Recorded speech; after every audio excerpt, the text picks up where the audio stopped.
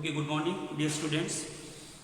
आज हम ठोस अवस्था का लेक्चर नंबर 6 लेके आ रहे हैं। हमने लेक्चर नंबर 5 के अंदर ठोसों का वर्गीकरण के बारे में हमने देखा था। आज हम ठोसों की संरचना, ठोस कैसे बने होते हैं, ठोस के अंदर अवयवी कणों की कैसी व्यवस्था होती है, कौन कौन सी ज्यामिति होती है, उसके बारे में पढ़ेंगे।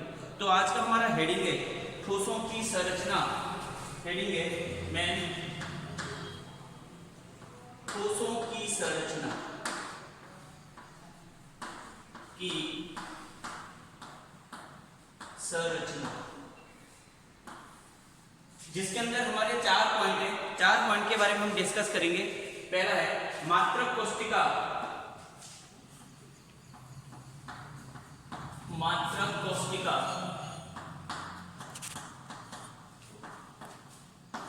मात्रक कोशिका व क्रिस्टल जालक।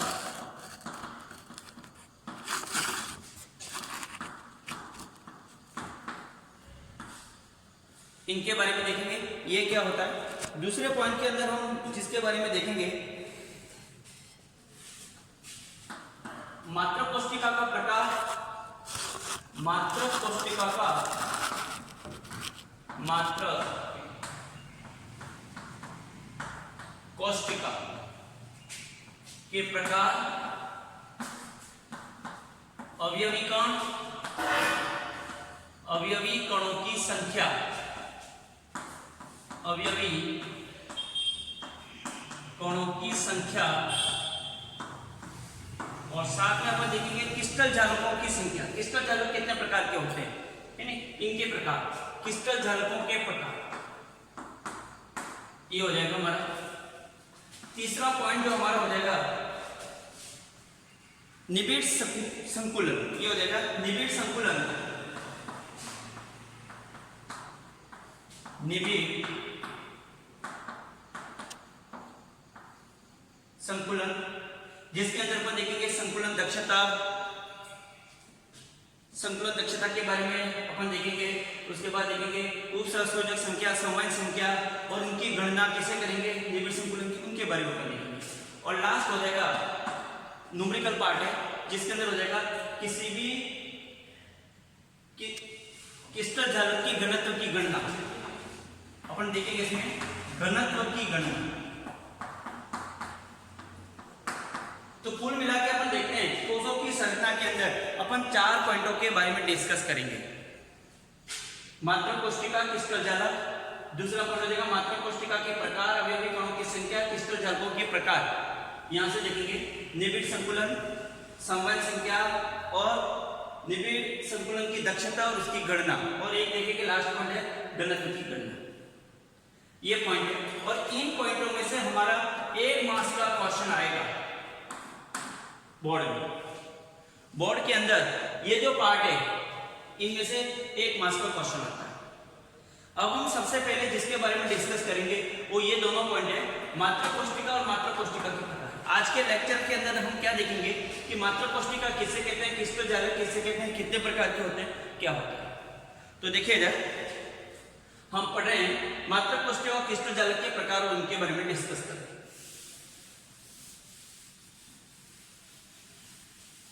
तो सबसे पहले अपन देख रहे हैं कि क्रिस्टल जालक किसे कहते हैं। क्रिस्टल जालक क्या होता है, क्रिस्टल जालक किसे कहते हैं। तो देखिएगा, जब अवयवी कणों को हम बिंदुओं द्वारा व्यक्त करें, ये जो मैंने बिंदु बनाए, ये बिंदु अवयवी कण है। और जब इन अवयवी कणों को हम सीधी रेखाओं द्वारा जोड़ते हैं, ये हमने सीधी रेखाओं द्वारा इसको जोड़ दिए,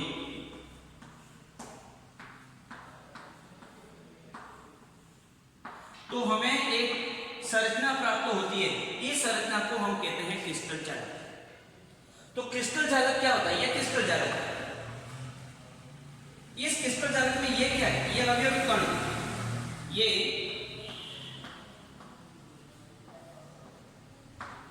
अवयवी कण। और जब इन अवयवी कणों को, ये जो अवयवी कण है, इन अवयवी कणों की त्रिविमीय व्यवस्था, 3 इसके अंदर हो जाएगा 3 dimensional arrangement of the constitution particles. ये जो अवयवी कण है उसके त्रिविमीय विन्यास को, त्रिविमीय ज्यामितीय विन्यास को हम कहते हैं क्रिस्टल जालक। और इस क्रिस्टल जालक की ये जो छोटी सी इकाई है इसको बोलते हैं मात्रक कोष्टिका।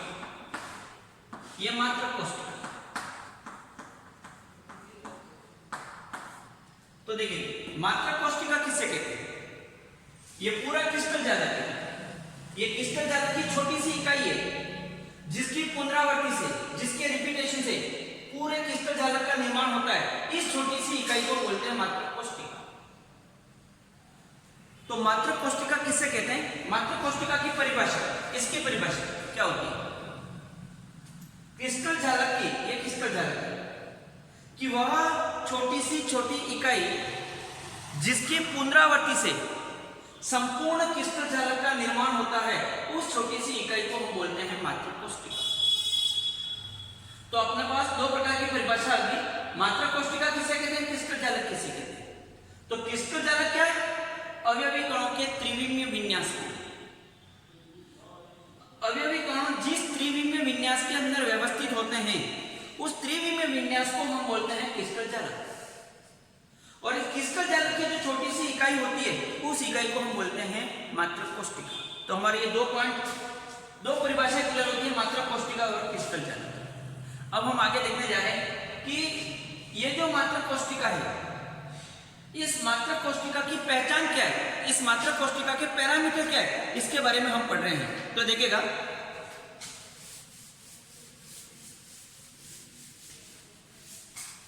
नेक्स्ट हो जाएगा मात्रक कोष्टिका के पैरामीटर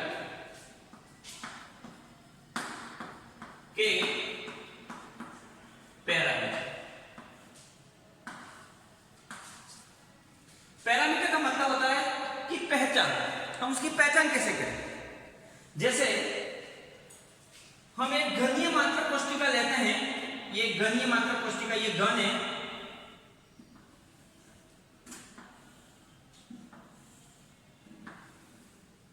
और कोई भी मात्रक कोष्टिका होती है, उस मात्रक कोष्टिका के 6 पैरामीटर होते हैं।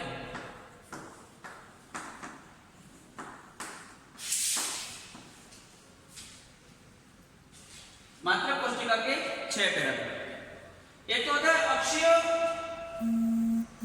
की लंबाई। ये देखिएगा, जैसे इसको बोल दिया ए, ये बोल दिया बी, और ये हो गया अक्षीय लंबाई 6 पैरामीटर, जिसके अंदर अक्षीय लंबाई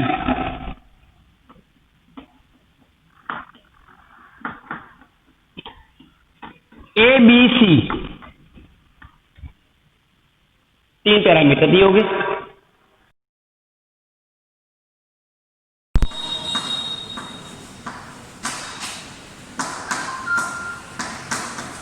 अल्फा, बीटा और हो जाएगा गामा। देखिएगा, ए के सामने वाला कोण अल्फा, बी के सामने वाला कोण बीटा, और ये इसके सामने वाला एंगल गामा। तो 6 पैरामीटर कौन से हैं? A, B, C, alpha, beta और गामा। मात्रक कोष्टिका के पैरामीटर के नाम लिखिए। तो अब सीधा बोलोगे सर मात्रक कोष्टिका के पैरामीटर 6 होते हैं, और 6 पैरामीटर हैं A, B, C, alpha, beta, gamma. और इनके मान के आधार पर, इसके आधार पर अल्फा, बीटा, गामा, ए, बी, सी के वैल्यू क्या, उनके बीच में क्या रिलेशन है, इसके आधार पर मात्रक कोष्टिका होती है। अलग अलग प्रकार की मात्रक कोष्टिकाएं होती है। हमारे कोर्स में हमें एक ही प्रकार की मात्रक कोष्टिकाओं के बारे में डिटेल में पढ़ना है, और वो होता है घनीय मात्रक कोष्टिका। तो हम इसके पहले देखने के पहले हम देखते हैं कि ब्रेवे नाम का एक वैज्ञानिक आया था,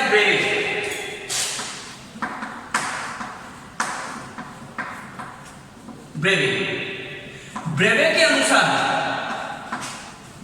कई बार ये भी बोर्ड में क्वेश्चन पूछा गया है कि ब्रेवे के अनुसार कुल मात्रक कोष्टिकाएं कितनी हैं, या पहले देखें कुल क्रिस्टल जालक कितने हैं। कुल क्रिस्टल जालक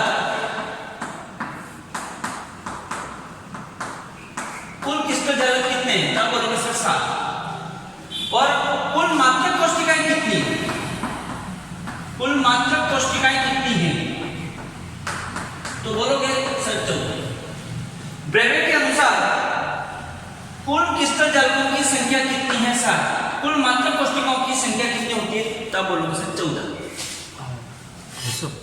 तो ये हमारा हो जाएगा मात्रक कोशिका के पैरामीटर कौन कौन से हैं?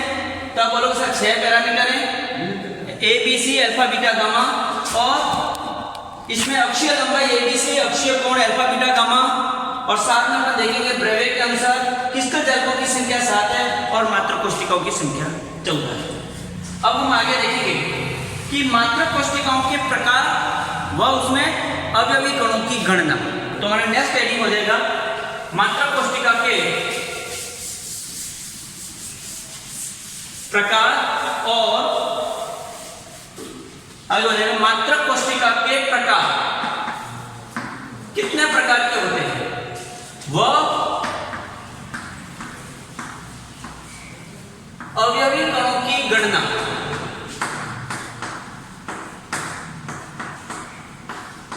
प्रत्येक मात्रक कोशिका में कुल अवयवी कणों की संख्या कितनी होती है, इनके बारे में।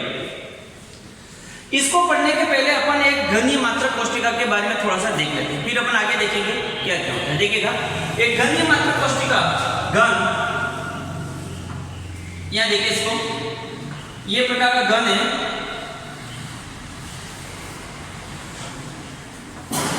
और इस घन के अंदर अपन देखेंगे कौन कौन से भाग होते हैं।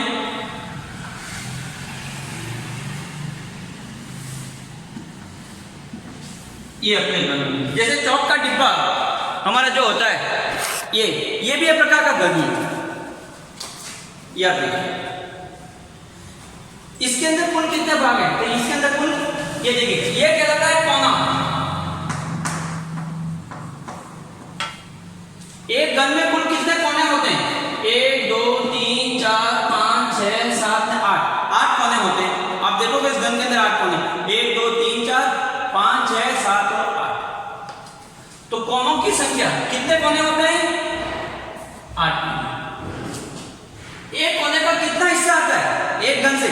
एक घन का जो एक कोना होता है, ये मान लिया अपने घन है, उस घन का एक कोना, ये इस कोने से 8 घन बनते हैं। एक तो ये, एक इधर आ जाए, एक इधर आ जाए, एक इधर आ जाए, और ये। जैसे अपन देखते हैं, ये कोई एक घन मान लेते हैं, ये कोई एक कोना है, ये कितने घनों का साझा करते हैं, इससे कितने नए घन बने, ऐसे ये कितने घनों का हिस्सा है। आप देख सकते हो ये कोना, एक यहाँ एक घन बन सकता है, 2, एक यहाँ बन सकता है, 3, एक यहाँ बन गया 4, 1 2 3 और 4, 4 दिए होंगे, और 4 इसके ऊपर। तो कोने हैं 8, तो एक कोने का कितना हिस्सा होता है? कोने का हिस्सा कितना होता है? 1/8 हिस्सा। ये बात आपके दिमाग में एक बार सेट हो गई। किसी भी घन में कुल कोने कितने होते हैं? 8। एक कोने का कितना हिस्सा आता है? 1/8।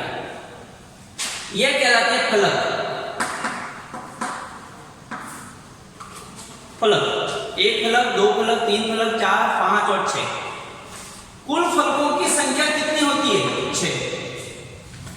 और इस फलक का कितना हिस्सा, जैसे अपने जिस रूम के अंदर आप बैठे हुए हैं, वो रूम भी घन ही है, और इस घन रूम के अंदर देखें 8 कोने होते हैं, 1 2 3 4 5 6 7 और 8। ये दीवार कहलाती है फलक।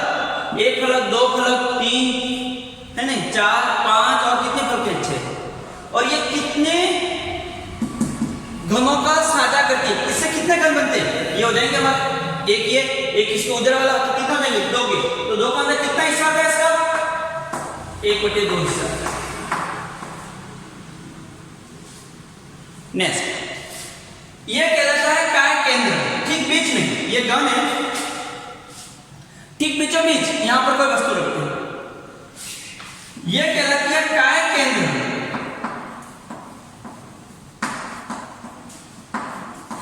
काय केंद्र, कितने काय केंद्र होते हैं?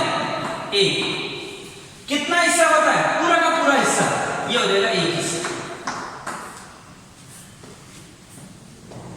नेक्स्ट देखेंगे हम, यहाँ देखिए ये कहलाएगा काय विकर्ण। विकर्ण किससे कहते हैं? दो विपरीत कोणों को जोड़ने वाली रेखा, विपरीत कोणों को। तो देखिएगा गण के अंदर इस कोणों का विपरीत ये रहा, इसके जोड़ने वाला ये कहलाता है विकर्ण। तो ये कहलाता है विकर्ण, विकर्ण।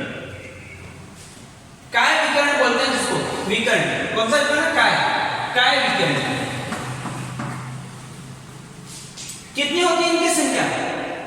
एक गण के अंदर बॉडी टाइगोमा, विकर्ण, काय विकर्ण, और उनकी संख्या होती है 4। कितनी होती है देखिए? 4। इस तरह से वहां से लगाकर इससे, यहां से लगाकर इधर, यहां से लगाकर इधर, और वहां से लगाकर इधर। तो कुल विकर्णों की संख्या होती है 4, और इन्हीं विकर्णों के ऊपर, एक विकर्ण के ऊपर 2 चतुष्फलकीय छिद्र होते हैं। आप बोल सकते हो इसके ऊपर क्या होता है? Tetrahedral TV. कितने होते हैं टीवी? एक विकर्ण पे कितना टीवी? एक विकर्ण के ऊपर 2 चतुष्फलकीय छिद्र होते हैं, तो 4 विकर्ण पे कुल 8 छिद्र होते हैं, चतुष्फलकीय छिद्र। इसके बाद हम देखेंगे ये होते हैं कोर, किनारे। तो ये हमारे कहलाते हैं, ये कोर कहलाते हैं, कोर किनारे। जैसे ये कहलाते हैं, ये हमारे पास गण है, इस गण के अंदर ये कहलाता है कोर, ये कोर। कितने कोर है ये? कुल कोरों की संख्या कितनी होती है? 12। तो किसी भी गण के अंदर कुल कोरों की संख्या, कोर, कोर का मतलब होता है कोर, कोर का मतलब होते हैं किनारे। कितने किनारे होते हैं कुल?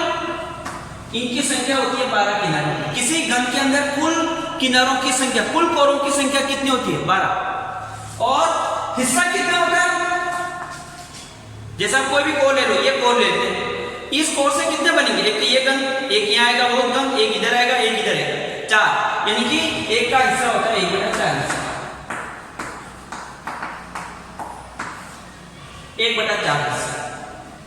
आपको कोई भी गण पढ़ने के बाद, इस चैप्टर को समझने के पहले आपको कुछ छोटी मोटी बातें समझ में आनी चाहिए, और वो आपको ये होनी चाहिए कि कोई भी गण है, उस गण के अंदर कोने कितने होते हैं? 8। कोने का हिस्सा कितना होता है? 1/8। फलके कितनी होती है? 6 फलके, कितना हिस्सा होता है? 1/2। काय के अंदर कितना होता है? 1। कितना हिस्सा होता है? 1/2। विकर्ण कितनी होती है? काय 4। कितना हिस्सा होते हैं इसको विकर्णों का? विकर्ण कितने होते हैं? 4। और ये इस पे क्या बनते हैं? चतुष्फलकीय छिद्र। कोर किनारे 12, 1/4 हिस्सा। विकर्ण खुद के अंदर ही होते हैं। एक और होता है फलक, ये कहता है फलक विकर्ण, ये कहलाता है फलक। तो इस तरह से हमें मात्रा कोष्ठकों के प्रकार पढ़ना बाकी है, अभी विकर्णों की गणना करना बाकी है, लेकिन हमने उसके पहले क्या नहीं किया? एक घन के अंदर क्या क्या होता है? एक घन, हम एक घन को देखा, हमारे जो हम जिस कमरे के अंदर बैठे वो घन है, उस कमरे के बारे में हमें डिटेल में ये बातें समझ में आनी चाहिए। कोने 8, ये 6/2। काय के अंदर एक हिस्सा, काय विकर्ण 4, जिसके ऊपर चतुष्फलकीय छिद्र होते हैं, इस। तो ये हमारा हो जाएगा एक इसके बारे में जानकारी, घन के बारे में जानकारी। Okay, thank you. आगे